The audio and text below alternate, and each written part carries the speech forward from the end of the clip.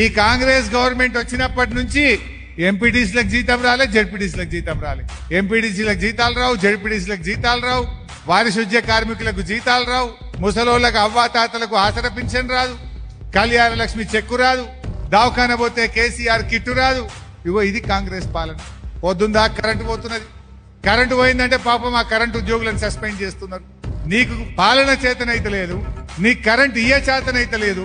రోజుకు 4 సార్లు కరెంటు పోతుంది, రైతులకు మోటార్లు కాలుతున్నాయి అంటే ఎవరైనా మాట్లాడితే కరెంటు వాళ్ళను ఉద్యోగుల మీద కేసులు పెడతా ఉన్నారు, ఉద్యోగులకు మెమోలు ఇస్తా ఉన్నారు, ఉద్యోగులను వేధిస్తా ఉన్నారు. నీకు పాలన చేతనైతే లేదు. 9 ఏళ్లు కేసీఆర్ ఇస్తాడెట్లా, నీకు ఇయ్య చేత కాదెట్లా అని నేను అడుగుతా ఉన్నాను. అప్పుడు గదే ఉద్యోగులు, ఇప్పుడు గదే ఉద్యోగులు. 9 ఏళ్లల్లా కన్ను రెప్పగొట్టినంతసేపు కేసీఆర్ కాలంలో కరెంటు పోలే, మరి ఇప్పుడు ఎందుకు పోతున్నది అంటే నీకు పాలన చేతనైతే లేదు.